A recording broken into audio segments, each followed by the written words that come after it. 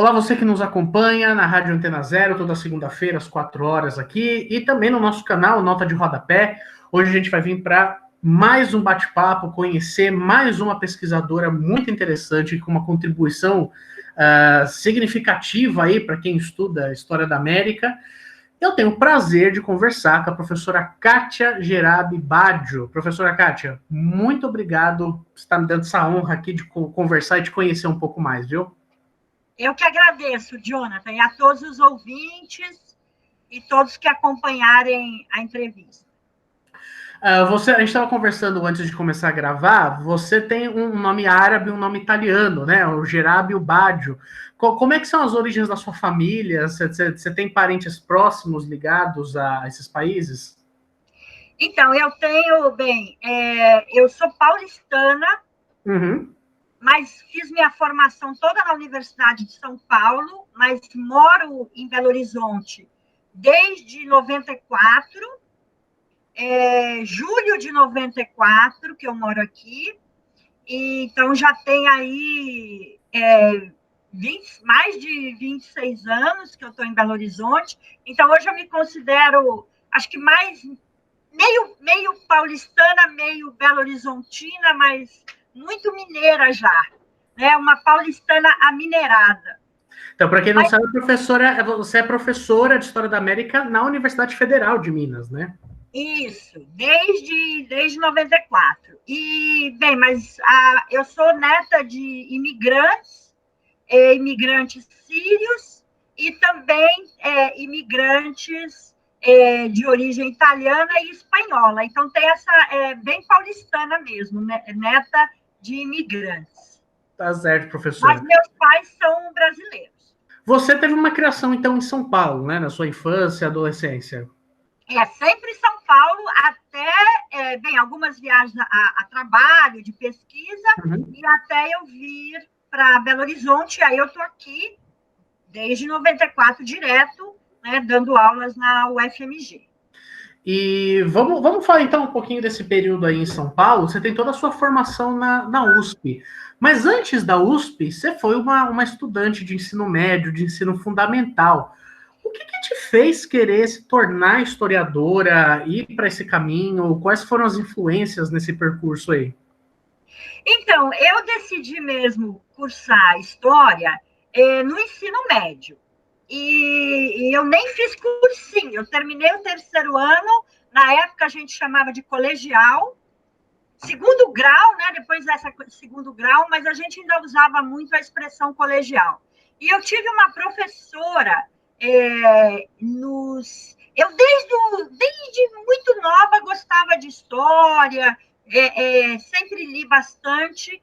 E quando foi no segundo ano do ensino médio, isso foi 81, 81.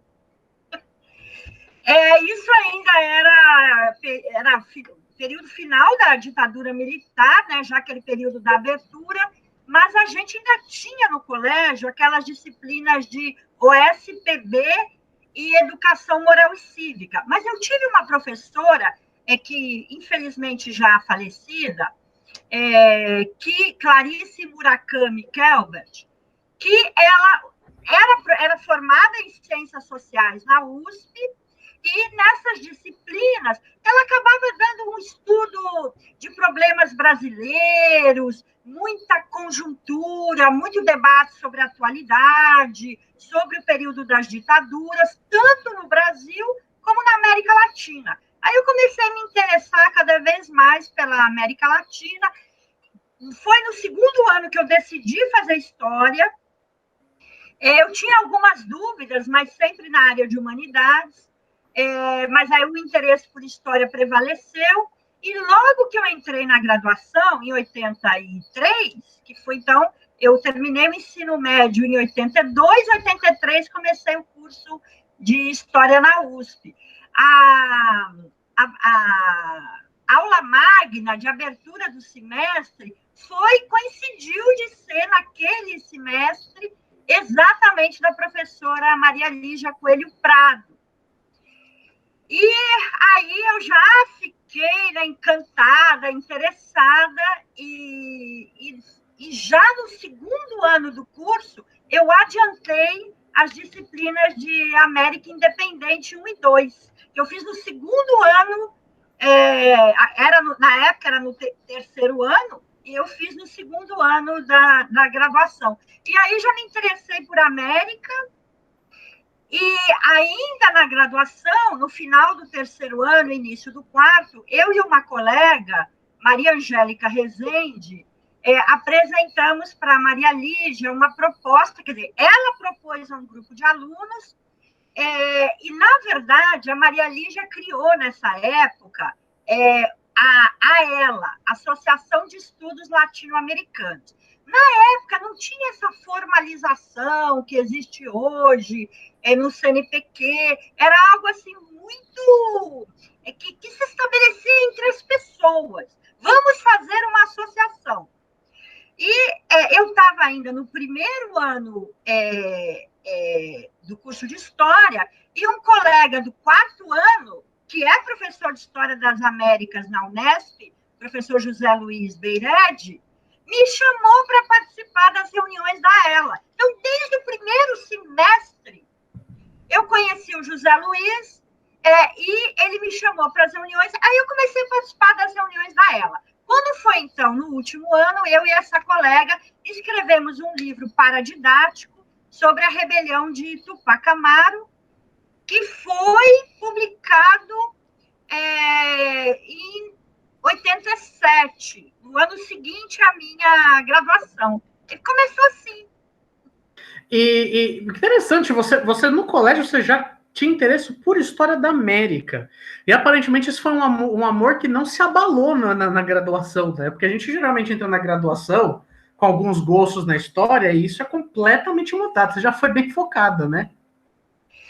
Eu já gostava de América, mas aí, por conta, claro, algumas leituras que eu tinha feito, por minha conta, ou por indicação de alguns professores, e eu me lembro também que em 82, quando eu estava no terceiro ano do ensino médio, houve a Guerra das Malvinas.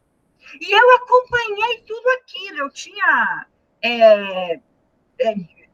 17 anos e eu acompanhando o que estava acontecendo na Argentina.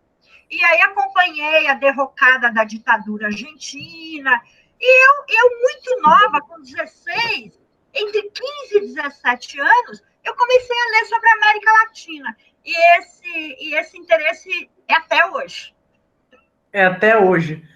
E é interessante você já ter falado que já começou a se embrenhar no meio da pesquisa, né, na sua graduação. Talvez um período em que a gente tivesse muito mais pessoas indo para a licenciatura do que, de fato, trabalhando com a pesquisa. Você chegou a ter esse tabu? Você sempre se viu como uma pesquisadora, alguém ligada ao trabalho acadêmico?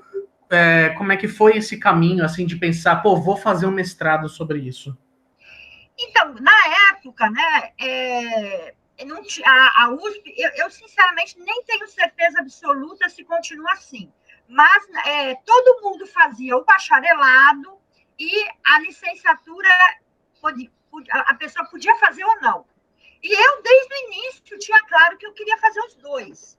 Em nenhum momento eu me imaginei sendo só pesquisadora. Eu sempre pensei essas coisas, desde que eu entrei na graduação, muito complementares.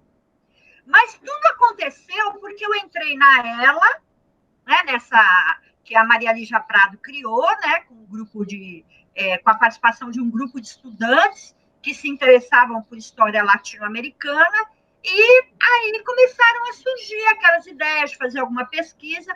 Esse primeiro trabalho foi um trabalho, o livro saiu na coleção Tudo a História, que havia na editora Brasiliense, e como um livro de divulgação, tanto né, que é voltado, né, à história andina no final do século XVIII, e depois eu passei a estudar o século XX, e já tem muito, muito tempo que eu estudo, principalmente um período que vai do final do XIX à primeira metade do XX. e alguns trabalhos sobre o período recente. Mas meu primeiro trabalho foi sobre, né, a rebelião de indígenas e mestiços, né, na região andina, com epicentro em Cusco, que foi a rebelião de Tupac Amaru no final do 18. Então, comecei lá com a colônia, mas depois fiquei sempre estudando o século XX. E essa ideia de Tupac Amaru surgiu porque, entre possíveis temas que a gente achou que havia interesse de ter um paradidático, não tinha nada no Brasil sobre a rebelião de Tupac Amaru, não tinha nada. Então, eu e essa colega, Maria Angélica Rezende, Campos Rezende, resolvemos escrever, e foi assim.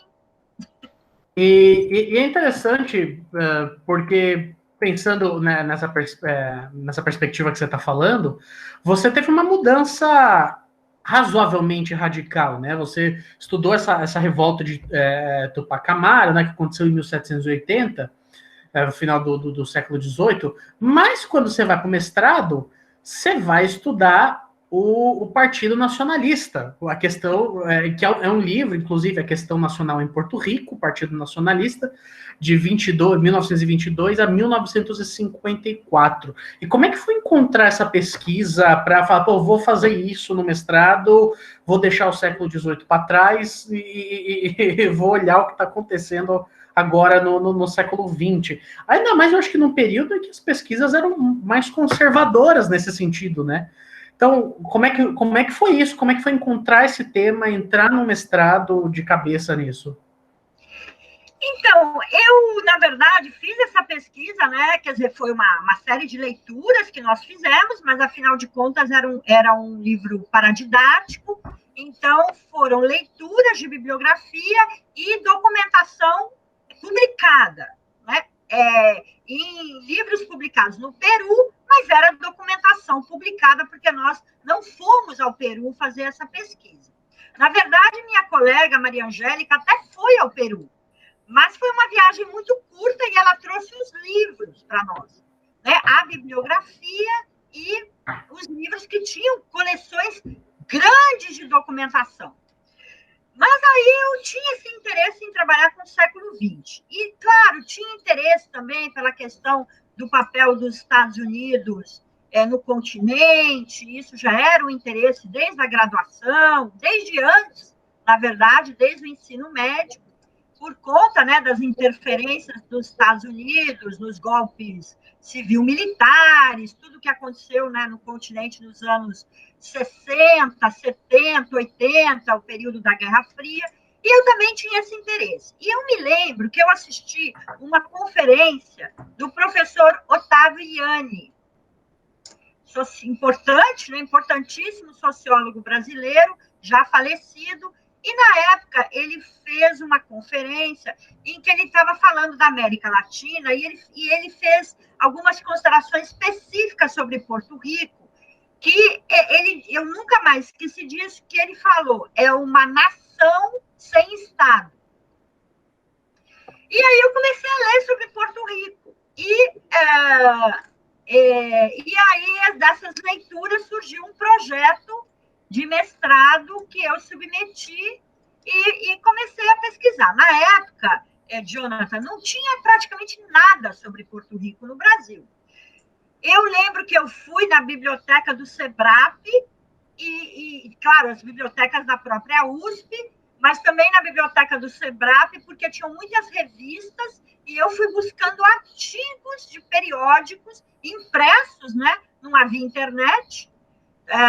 E a partir dessas leituras, ali já tínhamos 2 ou 3 livros sobre Porto Rico, ela me emprestou, eu li, e lendo esses primeiros livros e uma série de artigos de periódicos acadêmicos, eu consegui montar o projeto.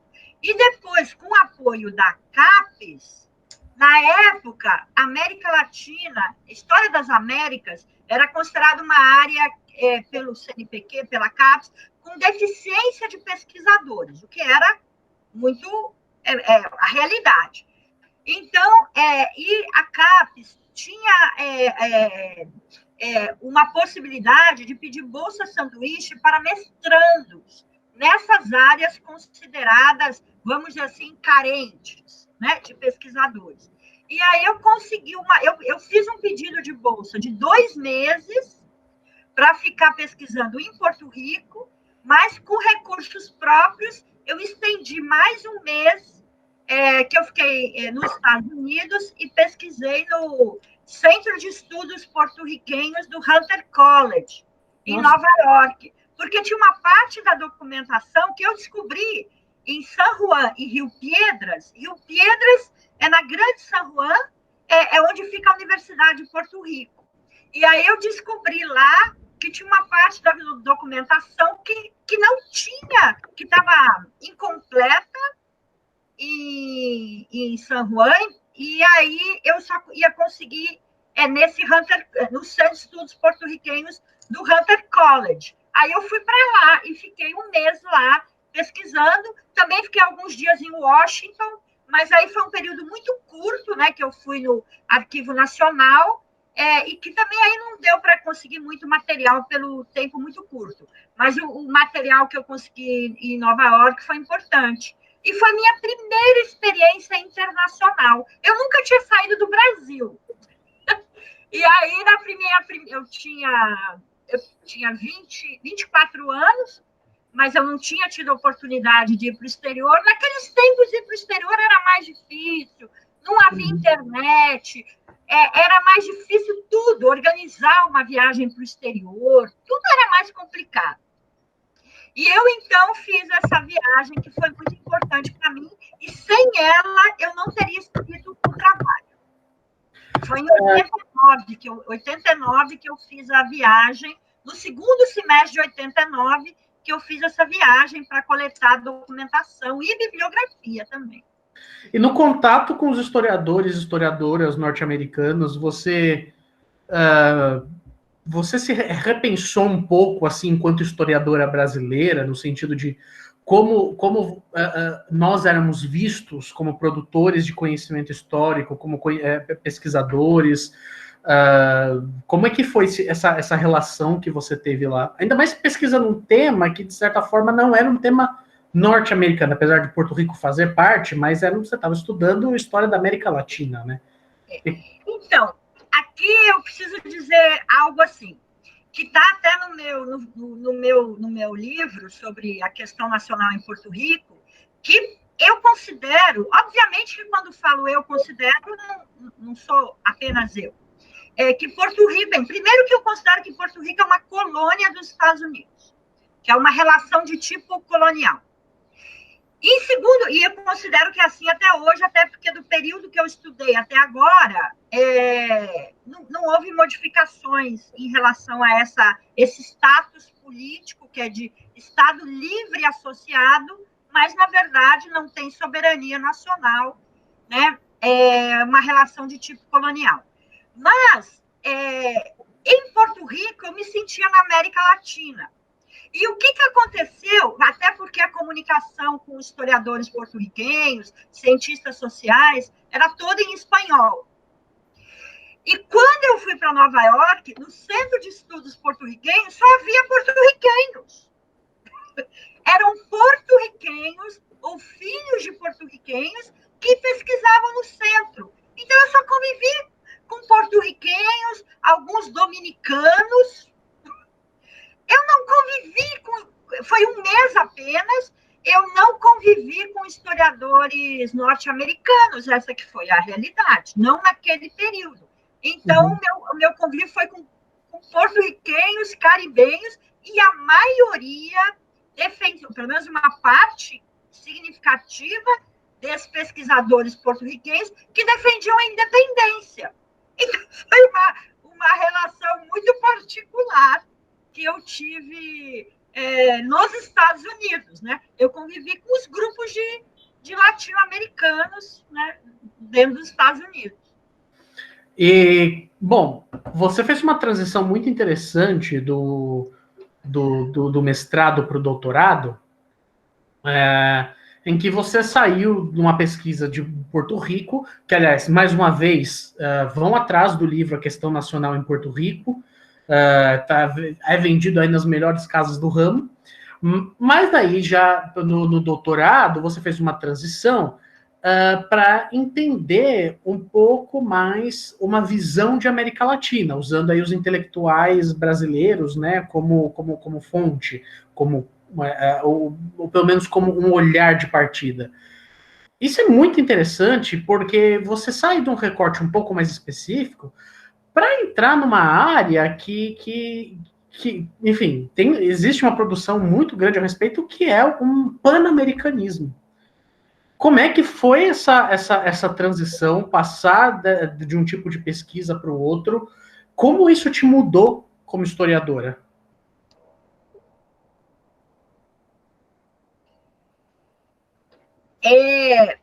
Jonathan, o finalzinho da sua fala eu não ouvi quando você falou o que isso me mudou como historiadora, eu ouvi até aí e depois não escutou. Não, minha pergunta foi essa, assim, como é que essa transição te fez repensar a história, né, saindo de uma pesquisa sobre Porto Rico e indo para um pan-americanismo, né, que tem uma visão mais macro das nossas relações continentais.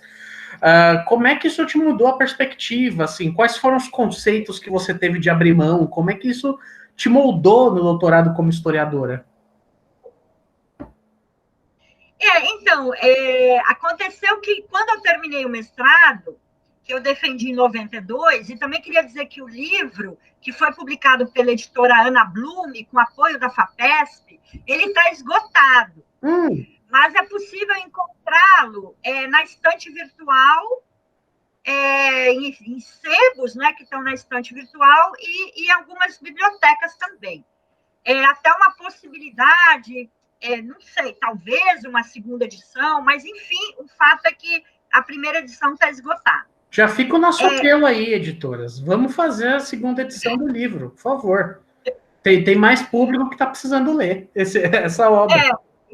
E, na verdade, Jonathan, tem muito pouco material sobre Porto Rico escrito em português.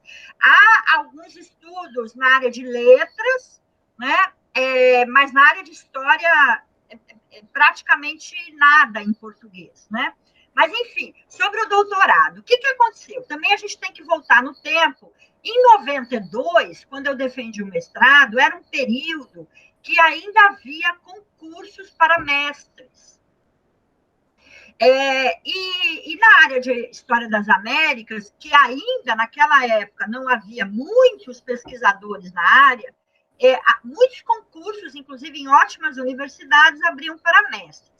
E eu já tinha a vontade de começar a dar aulas. Eu tinha uma experiência em faculdade particular em São Paulo, mas tinha vontade de ingressar na universidade pública. Então, aí foram dois motivos que eu mudei de tema. Um foi porque eu achei que tudo que eu queria falar sobre Porto Rico, eu tinha falado naquele trabalho do mestrado. Que eu não tinha desejo de continuar aquele tema, porque eu pensei, eu vou me repetir, e eu tinha vontade de trabalhar com outros temas. E aí, trabalhar com o olhar de intelectuais brasileiros, a coisa toda começou com o interesse de pensar a visão de intelectuais brasileiros, de escritores, pensadores, sobre a América Latina. Eu decidi, então, trabalhar com fontes brasileiras, porque sem sair do campo da história das Américas, trabalhar com fontes brasileiras, já pensando nisso. Se tiver um concurso e eu tiver a oportunidade de ser aprovada e precisar mudar de cidade, de estado, eu preciso continuar com a pesquisa. Então, eu, no primeiro ano do doutorado, fiz já a pesquisa nas bibliotecas, nos acervos de São Paulo, também no Rio, e consegui um material, aquele material básico, que depois, com outras viagens, eu fui conseguindo mais. E as bibliotecas aqui da UFMG também. Então, eu fui conseguindo esse material. Eu comecei o doutorado em agosto de 93, em março de 94, eu passei no concurso na UFMG, né? E claro, né? passei em primeiro lugar para ser chamada, e foi uma felicidade para mim, porque eu queria dar aula numa universidade pública, e a UFMG, né, uma grande universidade, e eu confesso a você que, apesar de paulistana, eu já, naquela época, já estava cansada da cidade. E tinha como uma possibilidade que não me aborrecia sair de São Paulo. Mas eu queria um lugar que não fosse, cuja distância fosse no máximo 12 horas de ônibus. Eu tinha isso na minha. Avião era caríssimo na época, não dava, ainda é hoje, mas tem várias promoções. Na época isso não havia praticamente. E eu ia para São Paulo, tanto visitar meus familiares e amigos, como me encontrar com a Maria Lígia, de ônibus. Eu fiquei anos viajando de ônibus, de Belo Horizonte a São Paulo, que era antes da duplicação da Fernão Dias, mais ou menos entre 8 e 9 horas de ônibus. E qual que era a frequência que você tinha que fazer isso? Não, eu ia uma vez por mês, às vezes uma vez a cada 2 meses, e claro, eu conversava com a Lígia por telefone fixo, e por e-mail, né? Também e-mails. Então, assim a gente se comunicava. Eu me lembro que quando eu estava fazendo a pesquisa em Porto Rico e nos Estados Unidos, eu troquei cartas com a Maria Lídia. Cartas manuscritas, que demorava 15 dias para chegar no Brasil, e a resposta mais 15, o que significava, no mínimo, um mês para a gente ter... dizer como estava indo a pesquisa, porque as ligações DDI também eram caríssimas, mas eu cheguei a conversar com a Lígia, acho que umas 2 ou 3 vezes por telefone, e algumas vezes também que a Lígia deu aulas nos Estados Unidos como professora visitante, eu conversei raramente com ela pelo telefone. As ligações eram sempre muito caras. Ela me ligava porque era mais barato ligar dos Estados Unidos para cá do que eu ligar daqui para lá. Veja como era um mundo completamente diferente. Eu falo, meus alunos, né, e eu digo, não tem nenhum problema, eu completei 55 anos, e eu fico pensando, os nossos alunos, né, com 20 anos, e no mestrado, doutorado, nessa faixa entre 25 a 30 e poucos anos, não conheceram esse mundo, né, que era um mundo onde tudo era mais lento, muito difícil. Mas voltando aqui, então, era na base das viagens de ônibus. Eventualmente, eu ia de avião. Aí, quando a gente começou a conseguir comprar passagens aéreas pela internet e com promoções, eu comecei a ir de avião. Tá certo. Nossa, que trajetória. E aí vem da... Eu vou te lembrar uma coisa. Durante o período da duplicação da Fernão Dias, a viagem demorava 12 horas. Agora indo para a questão que eu gostaria de fazer, como é que foi essa relação professora-pesquisadora? Professora e pós-graduanda? Então, você tinha primeiro me falado essa questão da orientação, né? Vou falar mais disso, porque a professora Maria Lígia sempre foi uma referência para mim, desde a graduação, que eu, no primeiro semestre da graduação até hoje. Até hoje era uma referência para mim. Tanto o seu trabalho como pesquisadora, mas como professora, orientadora, como uma pessoa que teve um papel e tem ainda importantíssimo, né, para incrementar as pesquisas de história das Américas, né, particularmente Latinoamérica. Para mim, aí foi muito importante, porque eu comecei na UFMG dando aula de América, séculos 19 e 20. Então, desde o início, porque às vezes o professor passa numa área de concurso e por circunstâncias acaba dando disciplinas em outras áreas. Eu não, eu sempre dei aulas de História das Américas, séculos 19 e 20. Então, era uma complementação, né? As reflexões que eu fazia na pesquisa com as leituras e reflexões que eu fazia em sala de aula. O problema era de tempo. Aí era difícil, porque Eu fiquei durante um bom tempo na UFMG dando 3 disciplinas. Porque, na época, o antigo currículo tinha História da América no século XIX, 20A e 20B. Então, eram 3 turmas grandes. Eu cheguei a ter 150 alunos no semestre. Eu tinha entre 120, 130 até 150. E fazendo doutorado. Foi bastante difícil, né, conciliar o trabalho de professora, todas as leituras que eu tinha que fazer para dar aula, preparar as aulas e as leituras para o doutorado e escrever a tese. Foi bem difícil. Eu imagino, que doideira isso. Mas eu acho que eu não conseguiria me imaginar numa rotina dessa, assim. Mas você acha, assim, no geral, que isso foi um fator... Tem algum fator benéfico nessa sua rotina? Porque, de fato, você descobriu um outro ofício. Você é historiadora, mas você trabalhava com pesquisa. E, de repente, você estava num ofício pedagógico, assim, de lidar com novos pesquisadores. Você tinha que orientar também, enquanto você era orientadora. Esse processo de amadurecimento, conta pra gente, como é que foi, assim, se redescobrir em outras funções? Mas eu devo dizer que só durante um período do mestrado que eu fiquei só como bolsista. Eu tenho experiência como professora antes da UFMG, por pouco tempo, é verdade, mas no ensino fundamental, Fundamental 2, ensino médio, que eu comecei ainda graduanda. Eu dei aula numa escola da Cidade Ademar. Eu estava no 3º ano de graduação, eu dava 30 horas aula por semana, de segunda a sexta à noite, e fazia o curso de História à tarde, era muito pesado.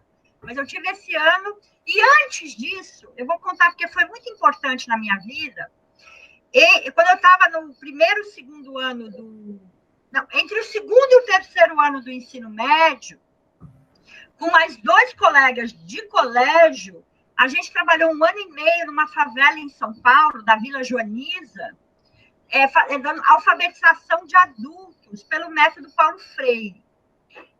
Eu digo que isso foi muito importante para mim, porque foi a primeira vez na vida, né, eu com 16 para 17 anos, que eu tive essa convivência, né, com a população da favela, com esses adultos que foram lá aprender a ler e escrever. E foi 1 ano e meio muito importante na minha vida, que eu não esqueci nunca mais dessa experiência. E não voltei a fazer esse tipo de trabalho porque a vida universitária, como professora de história e como pesquisadora, me absorveu totalmente. Mas é uma experiência que marcou o resto da minha vida. E eu sei que esse meu colega e a outra colega que participaram comigo, nós éramos 3, todos muito jovens, nessa faixa 16, 17 anos, eu sei que para nós 3 isso marcou a vida. E aí, durante a graduação, eu dei aula, como eu disse, no 3º ano, como contratada, né? Contrato temporário, escola estadual na Cidade Ademar, e depois, a partir da formatura, eu não tive bolsa o período todo, e as bolsas, na época, a gente tem que pensar que eu tive bolsa CAPES de mestrado, mas ainda, a gente vivia a hiperinflação, e a bolsa, o valor não subia, era um valor que ficava muito defasado, e ficava defasado muito, muito rapidamente com a hiperinflação. Então, eu tive um período de bolsa, que eu fiquei só fazendo a pesquisa, também nesse período que eu tive a bolsa sanduíche, que eu fiquei 3 meses no exterior, mas eu também, acabou a bolsa, eu dei aulas, como eu falei, no ensino fundamental 2, né, de 5ª a 8ª, ensino médio, supletivo de ensino médio, e 3 anos numa faculdade particular em São Paulo, dando História da América, introdução aos estudos históricos, e depois eu voltei a dar aula no ensino fundamental e médio mais 1 ano, E aí eu vim para Belo Horizonte. Então, eu fui professora durante uns 6 anos, se somar tudo, antes de vir para a UFMG. Então, essa coisa de pesquisar e dar aula ao mesmo tempo, tirando um período curto do meu mestrado, né, um período de 2 anos do meu mestrado, eu, na verdade, dei aula também. Eu, como falei a você, a minha ideia inicial era ver o olhar desses intelectuais brasileiros sobre a América Latina. Mas aí eu descobri na pesquisa que era impossível, porque isso as fontes me disseram, que esse olhar sobre a América Latina, na verdade, não fosse também um olhar sobre os Estados Unidos. Né? Então, a tese acabou se transformando no olhar desses intelectuais, tanto sobre o latino-americanismo e as relações do Brasil com os países hispano-americanos, como uma tese sobre o debate no Brasil sobre o pan-americanismo, né, a proposta de integração continental patrocinada e idealizada pelos Estados Unidos, né, a partir da primeira conferência pan-americana no final do 19. Então, acabou se tornando uma tese sobre o debate no Brasil em torno do pan-americanismo, de um lado, então, dessa liderança norte-americana no continente, e, por outro lado, o debate sobre a integração do Brasil na América Latina. Aí, depois, desde que eu terminei o doutorado, Jonathan, então, isso desde 2000, quer dizer, já tem aí 20 anos, que a maior parte dos meus trabalhos é direcionada a pensar as relações intelectuais e a circulação de ideias entre Brasil e Hispanoamérica. Então, trabalho sobre intelectuais brasileiros que escreveram sobre a América Latina de um modo geral, ou sobre países específicos, e alguns trabalhos em menor quantidade sobre intelectuais hispano-americanos pensando o Brasil na América Latina. E também aí eu comecei a trabalhar com relatos de viagem, porque eu descobri que muitos desses textos escritos de brasileiros sobre a América Hispânica, ou países hispano-americanos, ou sobre a América Latina num sentido amplo, e vice-versa, de hispano-americanos que escreveram sobre o Brasil, era fruto de viagens. E esses viajantes, vários deles, ou eram diplomatas, intelectuais diplomatas, né, intelectuais que exerciam atividade diplomática, ou porque faziam carreira diplomática, ou porque tiveram, eventualmente, algum cargo com características dentro da diplomacia, ou seja, com uma função diplomática. Foi o caso do Érico Veríssimo, que não foi diplomata, mas exerceu cargos, né, na União Pan-Americana, de adido cultural, diretor cultural, né, na verdade, da União Pan-Americana em Washington, e viveu lá, e aí fez uma viagem para o México, escreveu sobre o México.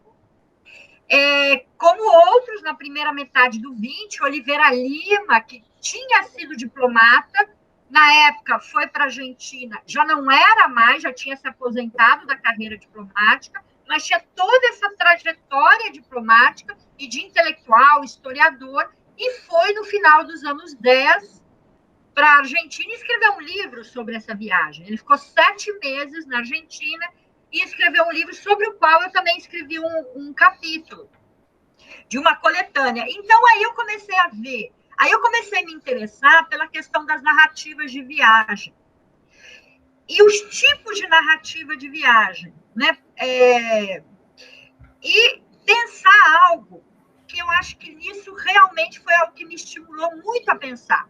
Porque a gente, por exemplo, quando lê uma autora como a Mary Louise Pratt, que eu não sei se você conhece, aquele livro dela, Os Olhos do Império, The Imperial Eyes, a Mary Louise Pratt, quando ela vai falar da questão das narrativas de viagem, dos relatos de viagem, ela está pensando europeus e norte-americanos, principalmente europeus, que viajaram para e aí um período que vai do 18 ao 20, mas ela foca mais no século 19, pensando esses viajantes que vieram para a América Latina e para a África.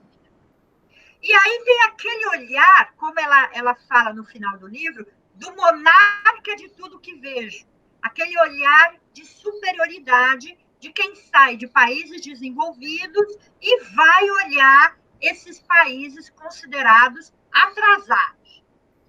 Mas aí o livro dela é muito interessante, a proposta que ela faz para pensar as narrativas de viagem, e outros autores também que teorizaram como a gente trabalhar com esse material documental, mas quando eu lia meus autores, eu via que era diferente.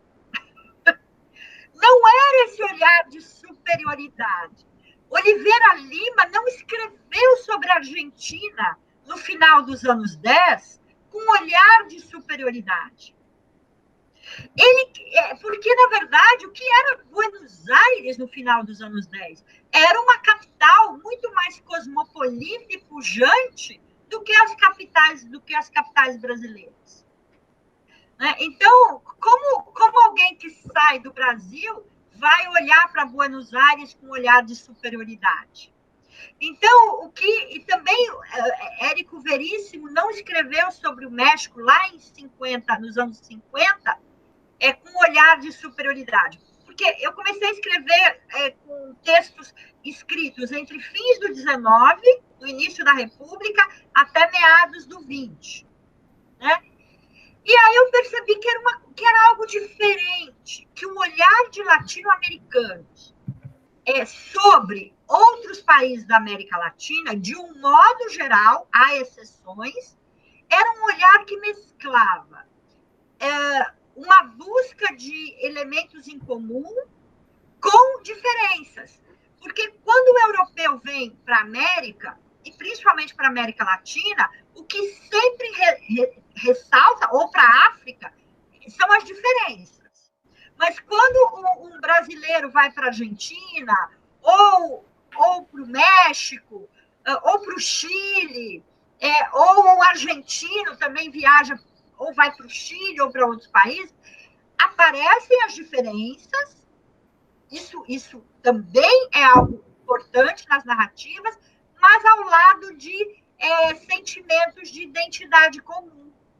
Então, é isso que eu fui buscando, eu fui percebendo nas fontes documentais, e fui analisando, então, vários autores que escreveram, latino-americanos escrevendo sobre a América Latina. Para quem tem interesse, esse livro que a professora Kátia citou, que se chama Os Olhos do Império, Relatos de Viagem e Transculturação. É muito interessante. Eu não sei, é uma publicação de 99, eu não sei qual é a editora, eu não lembro se é Edusc que... É Edusc, editora da Universidade São Edusc, do Sagrado Coração, de Bauru. De Bauru? Uma universidade católica de Bauru, Universidade do Sagrado Coração. Professora, vamos sair agora um pouco desse campo da pesquisa historiográfica e falar de coisas menos prazerosas, né? Mas, assim, você como pesquisadora desde os anos 80, professora na UFMG desde 94, você vivenciou várias fases, várias etapas aí da vida da universidade pública. E, de fato, não é exagero dizer que hoje nós passamos por uma das mais difíceis, onde a gente tem um governo que elencou a universidade pública como uma inimiga, se eu posso assim dizer. Como é que você vê essa transformação na universidade, esse momento, desde 2019, desde o ano passado, quando o governo Bolsonaro iniciou, passando pelo Ministério do Weintraub, e até agora, onde a gente tem um fanático religioso comandando a pasta. Como você vê a vida universitária agora? Jonathan, eu quero dizer uma coisa antes, que eu comecei a dizer para as pessoas já há algum tempo, que desde que eu comecei a ficar adulta, Então, e eu comecei a ficar adulta. Eu fiz 15 anos em 1980, eu sou de 65, eu sou filha do golpe, né? Esse ano eu completei, como eu te falei, 55 anos. E essa coisa da idade eu acho importante porque a idade revela que momentos você viveu. Eu digo que para o historiador, esconder a idade é algo que não faz nenhum sentido, porque, aliás, esconder a idade é uma bobagem completa. Mas, enfim, o fato é que a idade revela o que nós vivemos. E eu vivi tudo muito intensamente, como a maioria de nós historiadores vivemos, né? E cientistas sociais, enfim. Aí eu fiz 15 anos em 80. Entrei na graduação com 17 anos em 83, que eu completei 18. E eu tinha 18 anos nas manifestações das Diretas Já, no início de 84. Aliás, eu fui naquela primeira manifestação que teve no Pacaembu e no final de 83, em São Paulo, eu estava lá.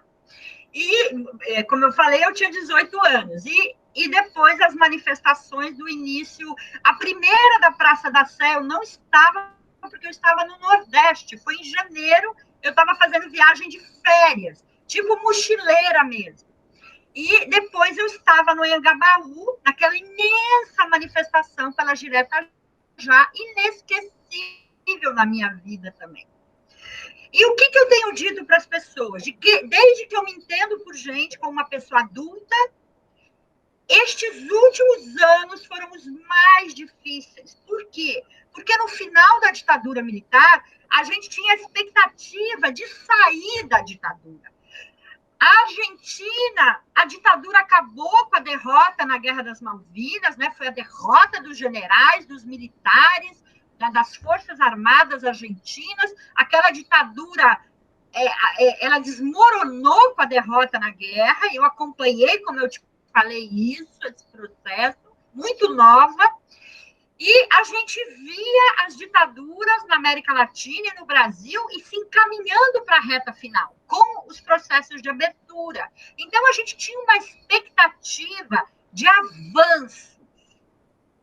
Então, desde que eu virei adulta, desde os meus 15, 18 anos, eu vi, apesar de alguns avanços e recuos, em linhas gerais, o Brasil avançava. Avançava nos direitos sociais, avançava que eu imaginava, e tantos de nós, na consolidação da democracia. E, de repente, nos últimos anos, e obviamente antes mesmo da eleição do Jair Bolsonaro, a gente via que estávamos passando por uma fase de muita turbulência e questionamentos dos valores democráticos. Isso já era bastante perceptível, na minha avaliação, desde junho de 13. Desde junho de 13, os questionamentos ao Congresso Nacional, eles também implicavam, em alguma medida, uma desvalorização da atividade parlamentar, e muitas vezes as pessoas em 13, eu acho que não tiveram muitas vezes a devida dimensão que a maneira como a atividade parlamentar estava sendo questionada, em certa medida, obviamente que não vou botar todo mundo no mesmo lugar, mas havia um tipo de questionamento que se fortaleceu a partir de 13, desvalorizando e desqualificando a atividade parlamentar e, por consequência, a própria atividade política num sentido mais amplo. Eu acho que esses questionamentos e o espaço para isso, da maneira como aconteceu em 13, mas a gente tem que lembrar que junho de 13 foi um momento de muita pluralidade. Mas eu vou te dizer, Jonathan, algo que eu disse para várias pessoas já, que desde o início daquelas manifestações de 13, eu fiquei muito desconfiada daquilo tudo. E eu não fui em nenhuma daquelas manifestações. Eu não me senti representada por aquilo, da maneira como estava acontecendo. Né? Surgindo pelas redes sociais, aquele início da mobilização pelas redes, a gente não sabia bem o que era, o que as pessoas estavam defendendo. As pessoas iam nas ruas defendendo coisas muito diferentes uma das outras, juntas na mesma avenida, mas defendendo coisas muitas vezes opostas. Eu não me senti representada e eu não fui às ruas. E foi nesse momento, em junho de 13, que eu comecei a escrever no Facebook. Porque eu nunca fui ligada a isso. Eu nunca entrei no Orkut. Nunca. Eu nunca fui ligada à tecnologia. Eu sou uma pessoa muito pouco tecnológica.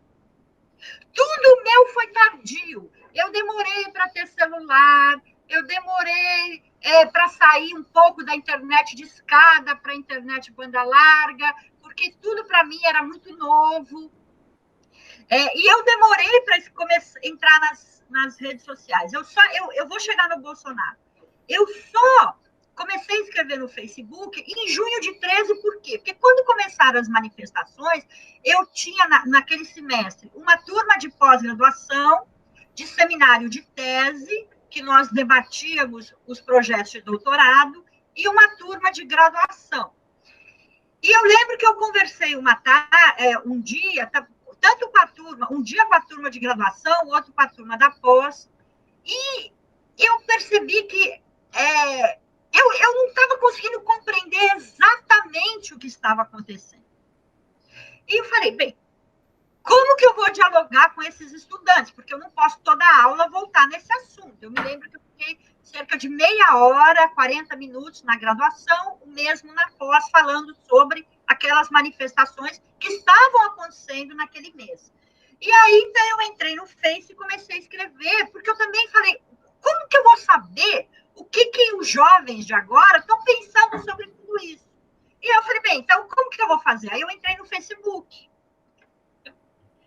E aí eu comecei a ver o que estava acontecendo e vi com muitíssima preocupação. Eu vou te contar uma coisa, Jonathan, muito pessoal.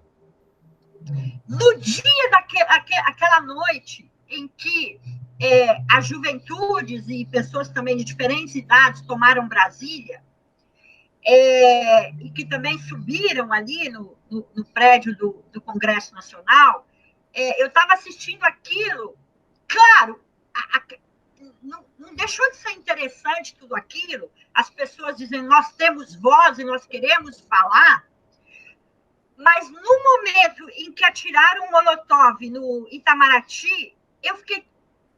Aquilo me deu uma sensação, uma sensação de preocupação tão grande, e eu pensei, gente, mas por que estão atacando o Itamaraty? Isso é deliberado? Começou a pegar fogo, né? Um início de incêndio que rapidamente foi debelado. E aí eu pensei, mas por que o Itamaraty é o alvo? Depois a gente descobriu que não era para ser o Itamaraty. Parece que algo momentâneo, né? Acho que o indivíduo queria atacar o Palácio do Planalto, não conseguiu, jogou o molotov no Itamaraty. Mas aquilo me deu uma sensação muito, muito ruim.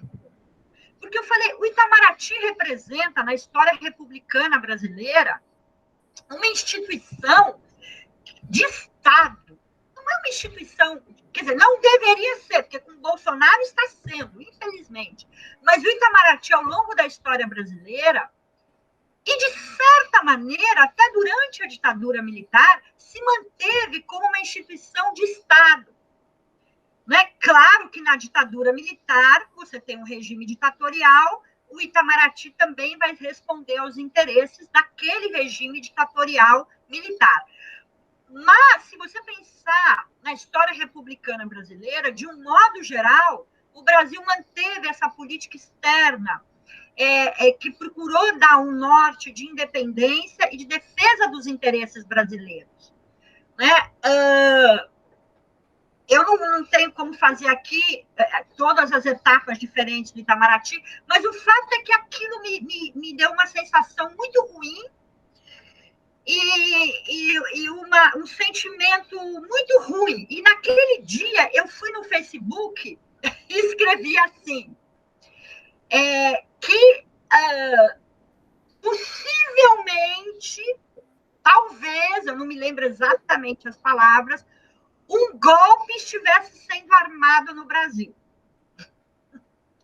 E foi porque eu vi aquilo em Brasília, eu falei, o que isso está significando? Ou quais podem ser os desdobramentos disso? E aí, Jonathan, eu me recordo que as pessoas que eram minhas amigas no Face naquele momento, que era um número muito menor do que hoje, por óbvio, eu estava começando a escrever, mas entrava e falava, que isso? Que golpe? Não tem golpe nenhum, você está imaginando coisas, você estuda a América Latina e fica imaginando coisas. Bem, mas eu me lembrava que em 2009 houve um golpe de novo tipo em Honduras, e em 2012 Fernando Lugo foi retirado do poder daquela maneira que nós sabemos. Também esse novo tipo de golpe parlamentar, um impeachment do Fernando Lugo, que foi decidido em tempo recorde. Sim, o Brasil não é Honduras nem o Paraguai, é um país gigantesco em termos de território, população e economia, sem desprezar nossos vizinhos, mas tem um peso no mundo diferente, por razões óbvias.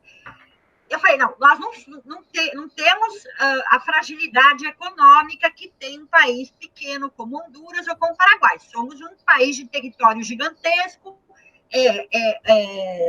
economia, um PIB robusto, né, do ponto de vista internacional, e uma população hoje, né, de mais de 200 milhões de habitantes.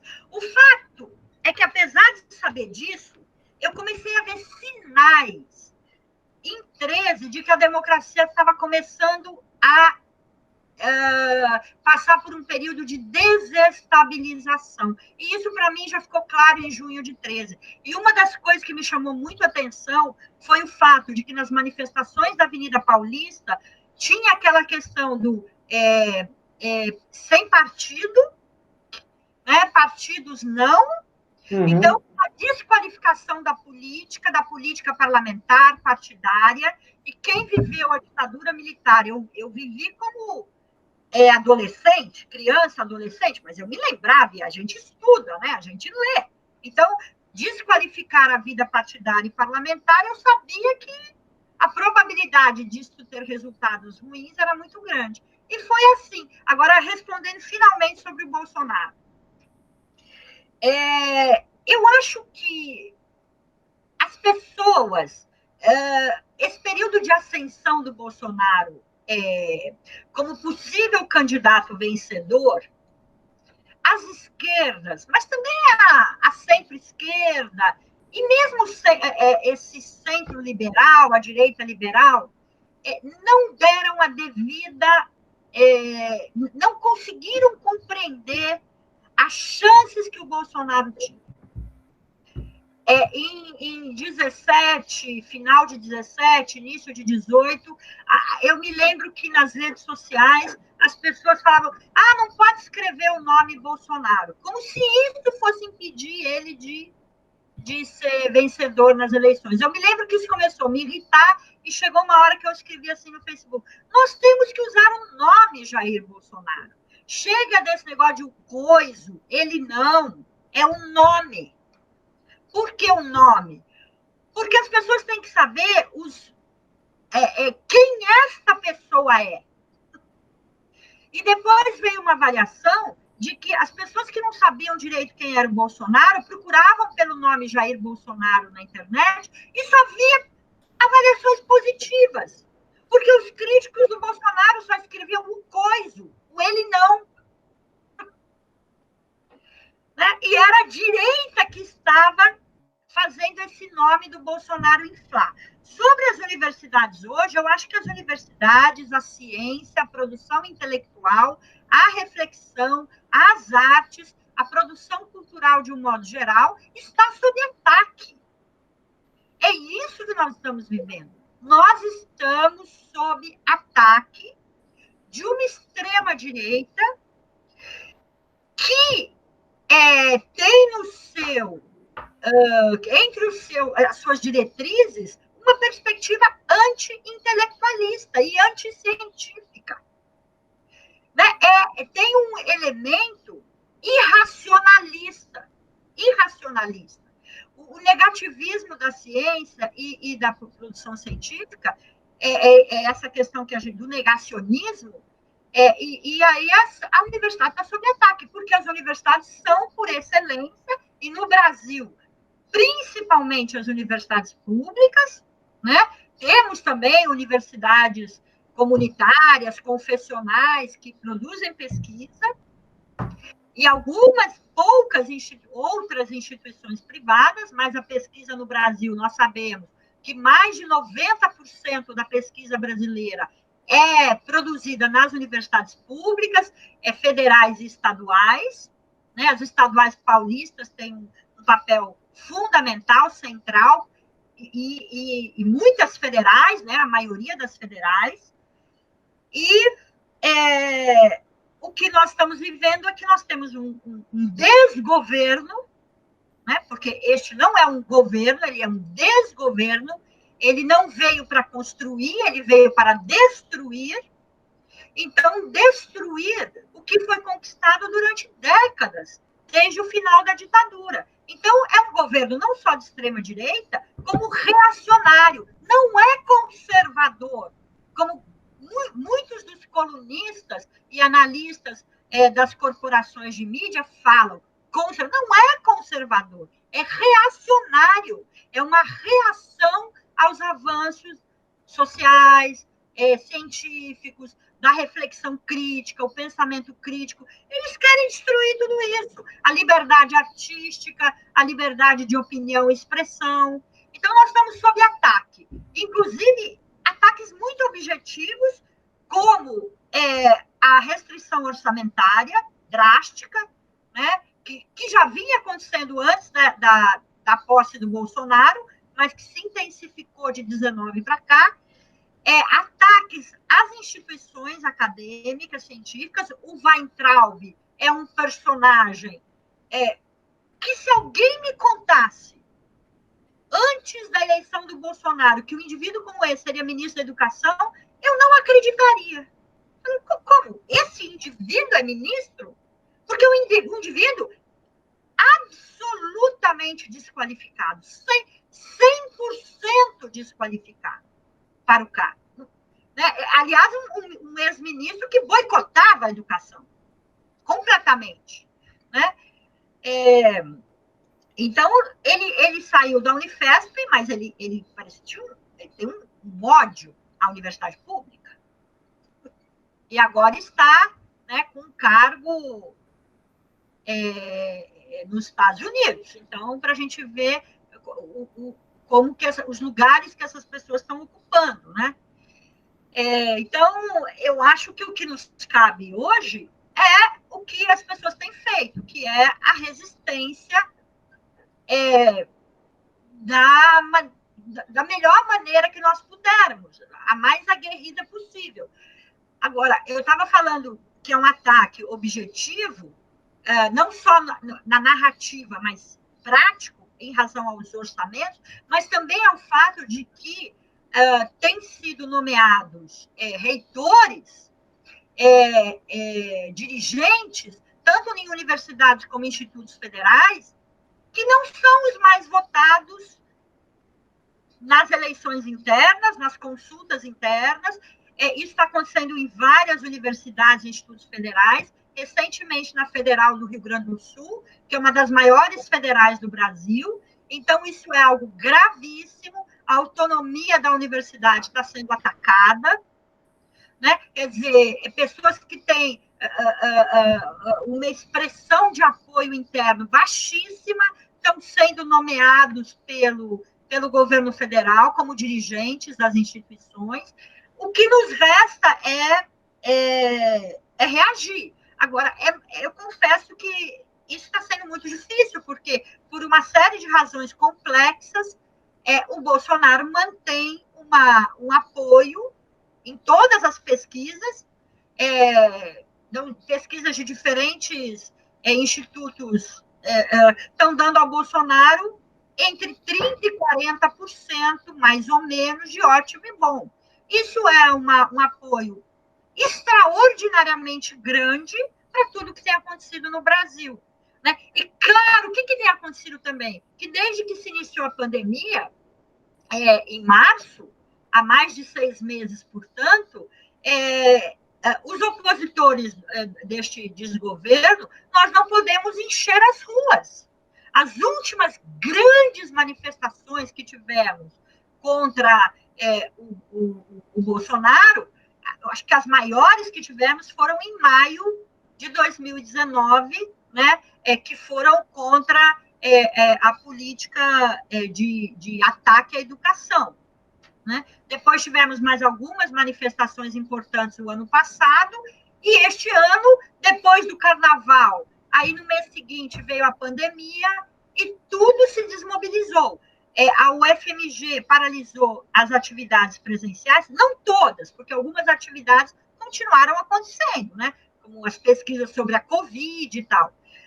Mas a maior parte das atividades presenciais foram paralisadas, suspensas, no dia 18 de março, que era exatamente a data que estava marcada uma grande manifestação contra o desgoverno Bolsonaro. Essa manifestação não aconteceu e as pessoas bateram panela nas janelas, naquela noite de 18 de março. Uhum. E desde então, não podemos ocupar as ruas.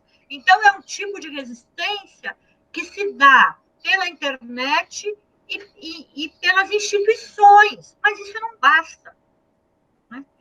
A hora que pudermos novamente ocupar as ruas, aí teremos que ver, nós que fazemos oposição a este governo de extrema-direita, desgoverno de extrema-direita, a gente vai poder avaliar a força que nós temos. Por enquanto, nós não conseguimos avaliar devidamente.